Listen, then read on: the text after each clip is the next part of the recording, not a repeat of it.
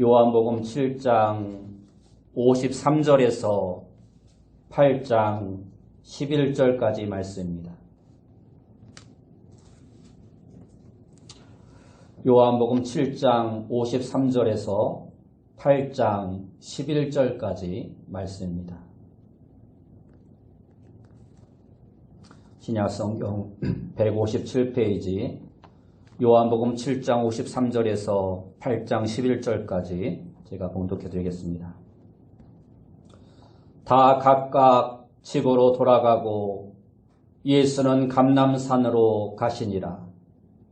아침에 다시 성전으로 들어오시니 백성이 다 나오는지라.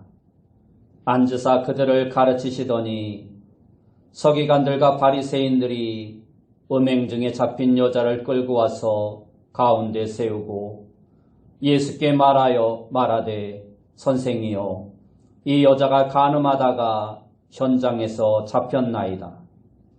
모세는 율법에 이러한 여자를 돌로 치라 명하였거니와 선생은 어떻게 말하겠나이까? 그들이 이렇게 말함은 고발할 조건을 얻고자 하여 예수를 시험함이로라. 예수께서 몸을 굽히사 손가락으로 땅에 쓰시니 그들이 묻기를 마지 아니하는지라. 이에 일어나 이르시되 너희 중에 죄 없는 자가 먼저 돌로 치라 하시고 다시 몸을 굽혀 손가락으로 땅에 쓰시니 그들이 이 말씀을 듣고 양심의 가책을 느껴 어른으로 시작하여 젊은이까지 하나씩 나가고 오직 예수와 그 가운데 섰는 여자만 남았더라. 예수께서 일어나사 여자 외에 아무도 없는 것을 보시고 이르시되 여자여 너를 고발하던 그들이 어디 있느냐? 너를 정죄한 자가 없느냐? 대답하되 주여 없나이다. 예수께서 이르시되 나도 너를 정죄하지 아니하노니 가서 다시는 죄를 범하지 말라 하시니라. 아멘. 우리 옆에 분들과 인사합시다. 만나서 반갑습니다. 네, 다시 한번 인사합시다. 오늘도 큰 은혜 받읍시다. 오늘 우리가 읽은 말씀을 통해서 죄 없는 자가 먼저 돌로 치라. 죄 없는 자가 먼저 돌로 치라 라는 제목으로 함께 은혜의 말씀을 나누기 원합니다. 최근 들어 정치인이나 연예인 등 유명한 사람들이 잘못을 저지르면 엄청난 비난을 받는 경우를 우리는 종종 보게 됩니다.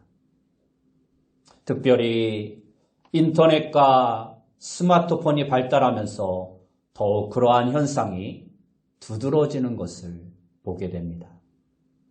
그런데 잘못을 저지른 사람들은 비록 남들이 보기에는 잘못이라 할지라도 아무리 그래도 이건 좀 너무 심하다 하고 생각을 할 경우가 많습니다.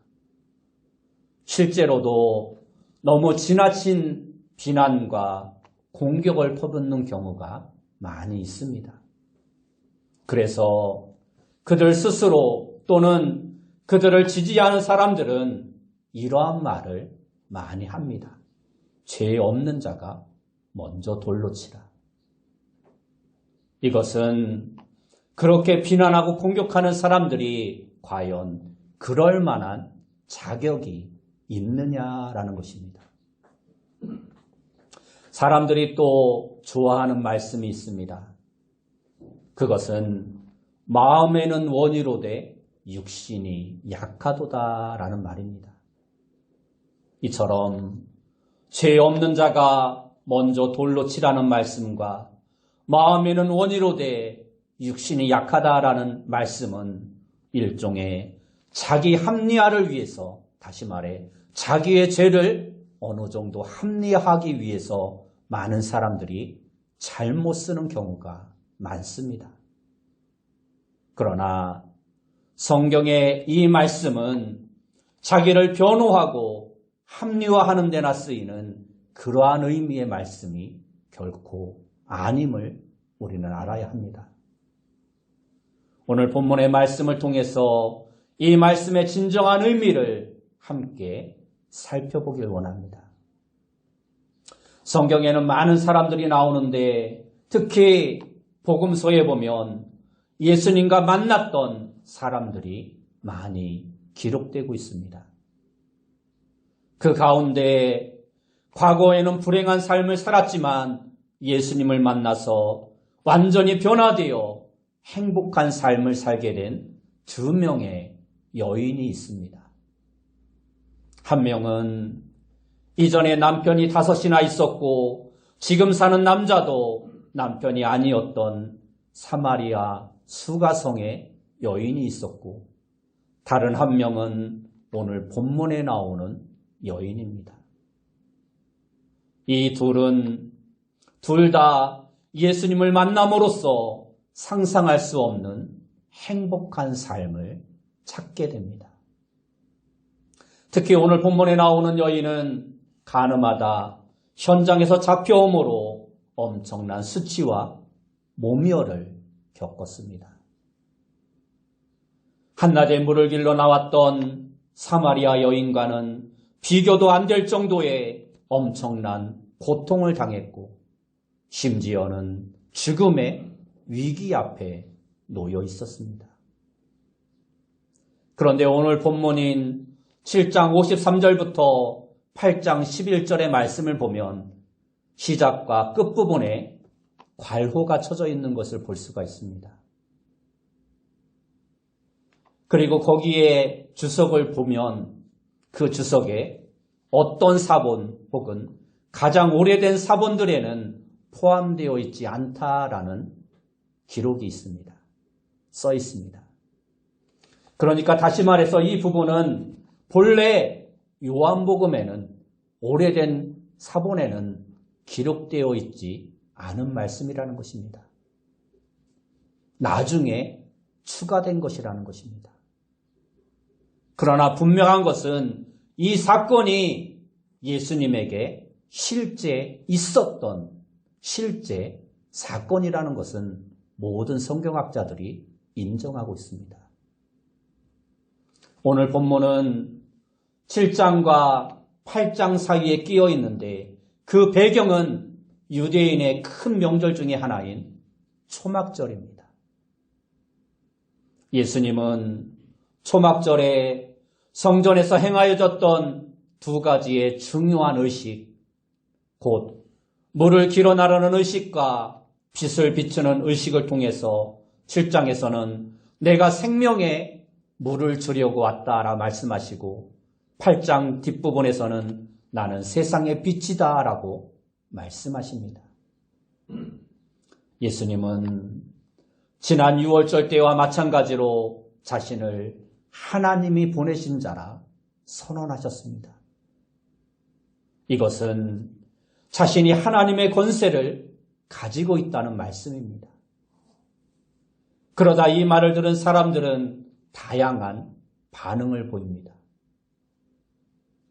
예수님이 하신 말씀과 수많은 표적들을 보면서 이분은 정말 선지자다 라고 생각하는 사람들도 있었고 구약에 예언된 바로 그 메시아다라고 믿는 사람도 있었습니다. 하지만 메시아는 다윗의 후손으로 베들레헴에서 태어나야 하는데 갈릴리 출신인 목수가 결코 메시아가 될 수 없다라고 생각하면서 이러지도 저러지도 못하는 사람들이 대부분이었습니다. 당시 대제사장들과 사두개파는 서로 앙숙이었습니다. 대제사장들은 사두개파이고 이들은 바리새파 사람들과 서로 대립관계에 있었습니다. 그러나 그렇게 앙숙이면서도 불구하고 예수님을 잡기 위해서는 이들이 하나가 되었습니다. 그래서 아래 종들을 시켜서 예수를 잡아오라고 시켰는데 그들이 오히려 예수님의 말씀을 듣고 우리가 이렇게 말하는 사람을 본 적이 없습니다 하고 맨손으로 돌아와 이야기를 합니다. 그러자 그들을 보냈던 대제사장들과 종교 지도자들은 그들을 책망합니다. 그때 니고데모가 나서서 예수님을 변호하는 듯한 발언을 합니다. 우리가 율법대로 하지 않으면서 사람을 정죄부터 해서는 안 된다 하고 말을 합니다. 그러자 이번에는 종교 지도자들이 어떻게 갈릴리 총구석에서 메시아가 날 수 있느냐고 다시 반문을 하며 긴장감이 가득한 상황이 계속됩니다. 그것이 바로 오늘 본문 앞에 나오는 7장의 내용입니다. 그리고 해가 저물자 사람들이 모두 다 집으로 돌아가는데 예수님만은 예루살렘 근처의 감람산으로 가십니다. 감람산은 예루살렘과 붙어있는 높은 언덕이었습니다. 이곳에 우리가 잘 아는 겟셋마네 동산이 있습니다. 예수님은 평소에도 예루살렘에 오실 때마다 이곳에 가셔서 기도하셨습니다. 2절 말씀을 보면 아침에 다시 성전으로 들어오시니 백성이 다 나아오는지라 앉으사 그들을 가르치시더니라고 말씀하고 있습니다. 그러니까 예수님은 겟세마네 동산에서 밤을 새며 기도를 하시고 아침이 되자 또다시 죽음의 위험이 기다리고 있는 성전으로 오신 것입니다. 상황이 급박하기 때문에 철야기도를 하신 것입니다. 그리고 하나님이 허락하시지 않으면 아무도 자신을 죽일 수 없다는 것, 아직 자신의 때가 아니라는 것을 아셨기 때문에 다시 성전으로 가신 것입니다. 예수님이 가신 곳은 성전 중에서도 바깥뜰이었고 당시 서기관들도 종종 그곳에서 제자들을 모아놓고 모세의 율법을 가르치곤 하는 장소였습니다. 예수님은 그곳에서 자신에게 몰려든 사람들에게 무언가 앉아서 말씀을 가르치시기 시작했습니다. 서기관들과 바리새인들은 이때를 놓치지 않고 예수님을 잡으려고 시도합니다. 그런데 백성들의 인기를 끌고 있는 예수님을 그냥 잡았다가는 백성들이 들고 일어나 소요가 일어나고 잘못하면 로마 군인들이 와서 개입할 시 큰 문제가 될 수 있기 때문에 그들은 다른 방법을 강구해냅니다. 3절 말씀에 보면 서기관들과 바리새인들이 음행 중에 잡힌 여자를 끌고 와서 가운데 세우고라고 말씀하고 있습니다. 본문의 여자는 간음하다가 현장에서 바리새인들과 서기관들에게 잡혀서 변명의 여지도 없이 사람들에 의해 밖으로 끌려 나왔던 것입니다. 이 여자는 지금 돌로 자신을 쳐 죽이려고 둘러싸있는 수많은 사람 가운데 서 있습니다. 이 순간 이 여인은 엄청난 수치를 느꼈을 것이고 그보다 훨씬 더 큰 공포와 절망으로 벌벌 떨고 있었을 것입니다.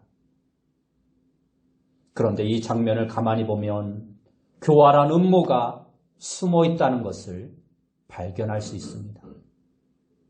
먼저 음행 중에 잡힌 여자라는 표현입니다. 어떠한 남자 여자가 다른 사람들에게 들킬 만한 장소에서 간음을 하겠습니까?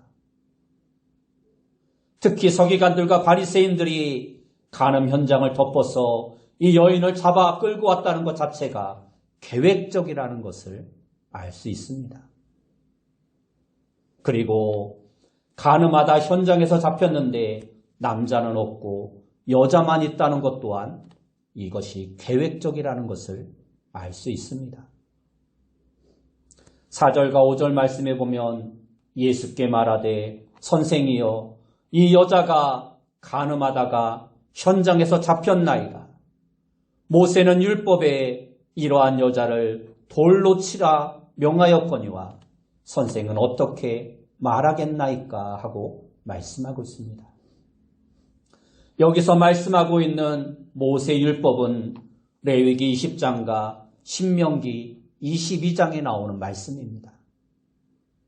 신명기 22장 22절 말씀에 보면 어떤 남자가 유부녀와 동침한 것이 드러나거든 그 동침한 남자와 그 여자를 둘 다 죽여 이스라엘 중에 악을 제할지니라 하고 말씀하고 있습니다.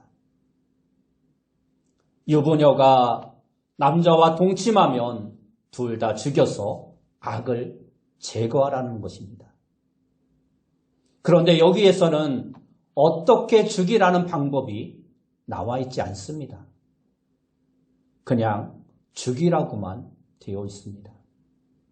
그런데 그 다음 절인 신명기 22장 23절과 24절을 보면 처녀인 여자가 남자와 약혼한 후에 어떤 남자가 그를 성중에서 만나 동침하면 너희는 그들을 둘 다 성읍문으로 끌어내고 그들을 돌로 쳐 죽일 것이니 그 처녀는 성 안에 있으면서도 소리 지르지 아니하였으며 그 남자는 이웃의 아내를 욕보였습니다. 너는 이같이 하여 너희 가운데서 악을 제할지니라 하고 말씀하고 있습니다. 여기서 약혼이라는 것은 당시 유대인들은 보통 결혼하기 전에 1년 정도 정혼을 하는데 이것은 우리가 쉽게 생각하는 약혼을 훨씬 뛰어넘는 법적인 구속력이 있는 것입니다. 이미 부부가 된 것과 같은 것입니다. 단지 결혼식을 올리고 같이 살지 않을 뿐이지 이미 정혼했다라는 것은 법적인 구속력을 가지고 있는 것이었습니다. 여기서 사람들이 가늠하다 현장에서 잡힌 여자를 끌고 왔는데 모세 율법에는 돌로 쳐 죽이라고 되어 있다고 말씀하고 있습니다. 이 말씀을 보면 이 여자는 유부녀였다라기보다는 정혼한 여자였을 가능성이 많습니다. 당시로 보면 한 15세 정도 안팎의 어떻게 보면 어린 소녀였던 것입니다.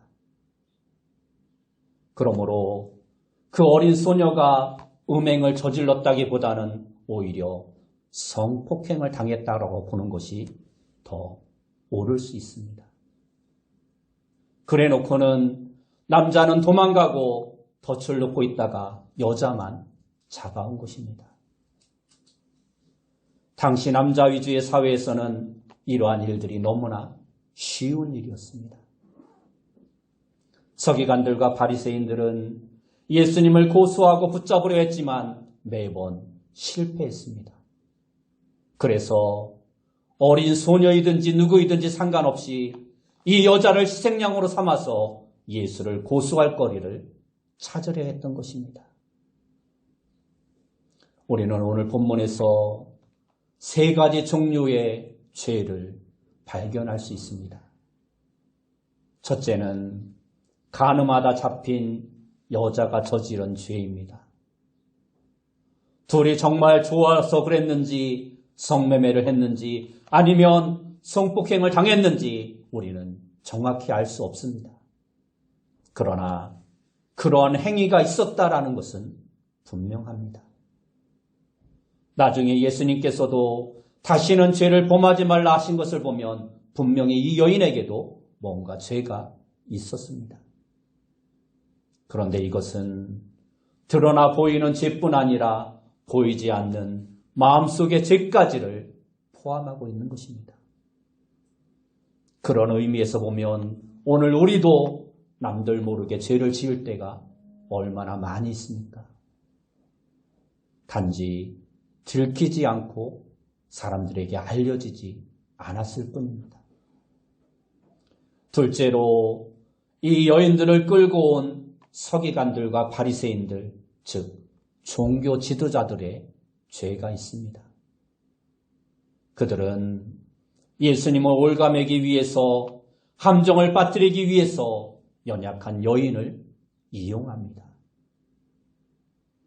그 여인의 인생에는 전혀 관심이 없이 비참한지 어떤지 아무런 관심도 없이 그저 자신들의 목적을 이루기 위해서 수단과 방법을 가리지 않는 것입니다. 서기관들과 바리새인들은 자신들이 종교적으로 의롭다라고 여기기 때문에 이 여인을 심판할 수 있는 위치에 있다고 자부하면서 스스로 죄를 지은 것입니다. 세 번째로 간음한 여인에게 온갖 비난과 욕설을 퍼부으면서 돌을 던져 죽이려고 하는 주변의 사람들의 죄입니다. 그들은 스스로를 정의의 사도라 여겼을 것입니다. 자기들은 능히 심판할 자격이 있다고 생각했을 것입니다. 이렇게 간음하는 여자는 마땅히 죽여서 없애버려야 사회가 깨끗해진다고 생각했을 것입니다. 여러분, 이 장면에서 사람들의 얼굴을 한번 상상해 보시기 바랍니다. 간음한 여인이 있고 그 주변에 사람들이 돌을 들고 서 있는데 그 표정이 어떠할까요? 온화하고 부드러운 사람은 하나도 없었을 것입니다. 모두가 다 험악한 얼굴, 살기 등등한 모습, 분노와 핏발이 서 있는 모습일 것입니다. 그러나 위에서 그들을 내려다보시는 하나님 앞에서는 모두가 다 똑같은 죄인일 뿐입니다. 그것을 예수님께서 바로 이어서 보여주시고 있습니다. 6절 말씀에 보면 그들이 이렇게 말함은 고발할 조건을 얻고자 하여 예수를 시험함이로라. 예수께서 몸을 굽히사 손가락으로 땅에 쓰시니라고 말씀하고 있습니다. 예수님은 지금 이 여인이 어떠한 상태에 있는지, 얼마나 비참한 상태에 있는지, 얼마나 두렵고 떨고 있는지 다 아십니다. 서기관들과 바리새인들의 교만한 마음도 아시고 마치 자기들이 무슨 정의의 사도인 것처럼 흥분하며 돌을 잡고 있는 군중들도 보고 계십니다. 그런데 예수님은 이러한 일촉즉발의 상황 속에서 아무 말씀도 없이 그저 몸을 굽혀 손가락으로 땅에 무언가를 쓰고 계십니다. 종교 지도자들은 이제 예수가 꼼짝없이 걸려들었다 하고 생각했을 것입니다. 만약 여기서 여자를 놓아주라고 한다면 모세의 율법을 지키지 않는 자라고 하면서 율법 모독죄로 그를 정죄할 수 있습니다. 반면에 율법대로 돌로 쳐 죽이라고 하면 평소에 예수님께서 가르치시던 사랑과 용서와는 전혀 다른 위선자라고 그를 비난하며 사회적으로 매장시킬 수 있습니다. 이제는 꼼짝없이 걸려들었다라고 생각할 만한 그 상황 가운데에서 예수님은 놀라운 말씀을 하십니다. 7절과 8절 말씀에 보면 그들이 묻기를 맞이 아니하는지라 이에 일어나 이르시되 너희 중에 죄 없는 자가 먼저 돌로 치라 하시고 다시 몸을 굽혀 손가락으로 땅에 쓰시니 하고 말씀하고 있습니다. 이때 예수님이 땅에 무엇을 쓰셨을까요? 어떤 사람은 너희 중에 죄 없는 자가 먼저 돌로 치라는 말씀을 썼을 것이다 말하는 사람도 있고, 또 어떤 사람은 돌을 들고 있는 그곳에 모여있는 사람들의 제목을 일일이 쓰셨을 것이다 말하는 사람도 있습니다. 그러나 정확히 무엇을 쓰셨는지 우리는 알 수 없습니다. 그러나 우리가 알 수 있는 것은 예수님은 결코 이 여인에게 죄가 없다 말씀하지 않으셨다라는 사실입니다. 이것은 예수님은 분명히 우리의 죄를 용서해 주시는 분이시지만 결코 죄를 가볍게 보는 분이 아니시라는 것입니다. 죄를 용서하는 것과 우리가 죄를 인정하는 것은 다른 것입니다. 또한 예수님은 모세의 율법이 틀렸다고도 말씀하지 않으셨습니다. 예수님은 단지 너희 가운데에서 죄 없는 사람이 먼저 이 여자에게 돌을 던지라 말씀하셨습니다. 이 말씀을 들은 사람들은 충격을 받은 듯 갑자기 조용해졌습니다. 전혀 예상하지 못했던 답이 나온 것입니다. 그리고는 모두가 한 사람 한 사람 그 자리를 피해 사라져버립니다. 너희 중에 죄 없는 자가 먼저 돌로 치라는 이 말씀에서 가장 중요한 단어는 먼저라는 단어입니다. 죄를 지은 사람을 돌로 쳐 죽이는 것이 율법에 기록되어 있는데 이때 가장 먼저 돌을 던지는 사람은 바로 증인, 곧 그 사건을 실제 목격한 목격자였습니다. 직접 본 사람이, 증인이 제일 먼저 돌을 던지면 그 다음에 다른 사람들이 자신은 증인이 아니더라도 증인이 먼저 돌을 던졌으니까 돌을 던져 죽이는 것입니다. 그렇게 하도록 율법에 기록되어져 있습니다. 그런데 예수님이 너희 중에 죄 없는 자가 먼저 돌로 치라 하셨을 때 이 말씀을 다른 말로 하면 너희 중에서 진짜 증인이, 이 여인의 죄에 대한 참된 증인이 먼저 돌을 던지라는 것입니다. 예수님은 그들 중에 증인이 없다라는 것을 아셨습니다. 증인이 아무도 없었습니다. 꾸며서 온 것이고 조작해서 온 것입니다. 그러니까 이 말씀은 우리가 잘못에 대해 공격할 때 자기를 합리화하고 변호하기 위해서 죄 없는 자가 먼저 돌로 치라 하는 그러한 차원의 말씀이 전혀 아니라는 것입니다.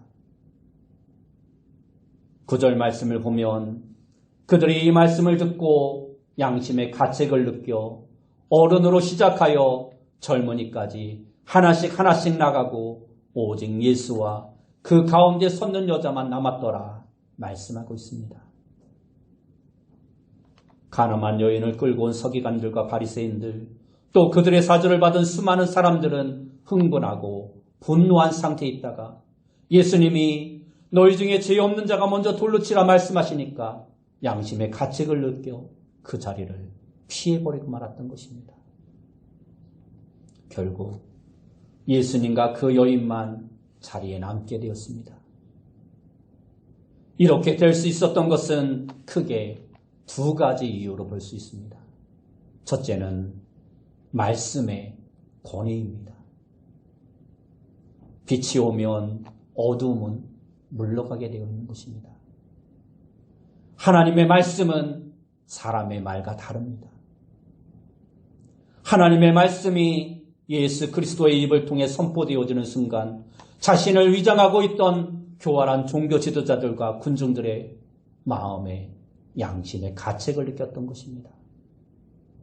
두 번째는 예수님의 권위입니다. 이 사람들은 예수님의 말씀, 즉 너희 중에 죄 없는 자가 돌로 치라는 말씀을 통해서 예수님에게 엄청난 권위를 느꼈던 것입니다. 영적 권위를 가진 사람을 쳐다본다라는 것은 그 자체가 두려운 일입니다. 예수님의 권위를 지닌 한마디 말씀에 여인은 위기에서 벗어납니다.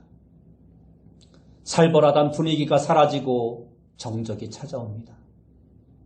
어둠과 저주와 죽음이 떠나가고 안식과 평안의 빛이 찾아옵니다. 10절 말씀에 보면 예수께서 일어나사 여자 외에 아무도 없는 것을 보시고 이르시되 여자여 너를 고발하던 그들이 어디 있느냐? 너를 정죄한 자가 없느냐 하고 물으십니다. 여기에 중요한 단어들이 있습니다. 그것은 너를 고발하던 그들과 너를 정죄한 자라는 단어입니다. 그런데 사단의 뜻이 바로 이처럼 고발하는 자, 정죄하는 자, 참소하는 자라는 뜻입니다. 이처럼 사단 마귀는 항상 우리를 고소하고 고발하고 정죄합니다. 그러나 예수님은 11절의 말씀과 같이 대답하되 주여 없나이다. 예수께서 이르시되 나도 너를 정죄하지 아니하노니 가서 다시는 죄를 범하지 말라 하시니라 말씀하시며 우리를 용서하십니다. 이처럼 예수님은 용서의 주님이십니다. 예수님은 우리를 정죄하지 않으십니다. 정죄하는 분이 아니라 구원하시는 분이십니다. 우리가 어떻게 구원을 얻었습니까?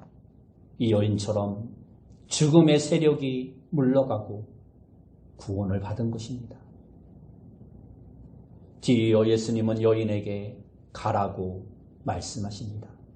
그런데 그냥 가라고 말씀하시지 않으시고 가서 다시는 죄를 범하지 말라 말씀하십니다. 가서 다시는 죄를 짓지 말라는 이 말씀은 나는 너를 정죄하지 않고 사랑한다라는 말씀입니다. 이 말씀은 율법적인 요구가 아니라 사랑의 초대입니다. 정죄를 받지 않기 위해서는 이제 율법을 잘 지키며 살아야 한다는 요구가 아니라 정죄함이 없는 은혜로의 초청인 것입니다. 다시는 죄를 짓지 않겠다는 결심이 어디에서 나옵니까? 율법은 우리를 정죄하고 우리의 죄를 있는 그대로 고발할 뿐입니다. 그러나 예수님은 나도 너를 정죄하지 않는다 말씀합니다.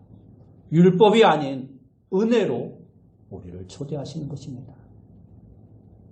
오늘 본문에서 예수님은 죄를 지은 여인의 처지를 이해하시고 용서하시고 품어주셨습니다.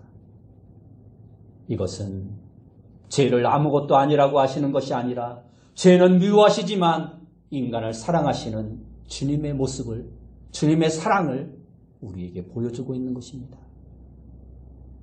예수님은 이 여인을 불쌍히 여기셨습니다.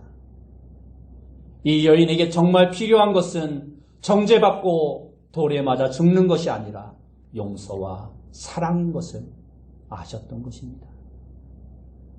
그래서 예수님은 이 여인을 정죄하지 아니하시고 용서해 주셨던 것입니다. 소망과 자유를 주시며 사랑과 은혜로 회복되어서 새로운 삶을 살라고 축복해 주셨던 것입니다. 오늘 우리 모두가 바로 이 여인과 같이 죄를 용서받은 사람들입니다. 그러므로 우리도 계속해서 남을 고발하고 정죄하는 삶을 살아가는 것이 아니라 우리를 용서하시고 지금도 한없는 은혜를 내려주시는 그 주님의 은혜에 보답하며 용서하고 사랑을 베푸는 삶을 살아가는 귀한 성도님들이 다 되시길 예수님의 이름으로 축원합니다.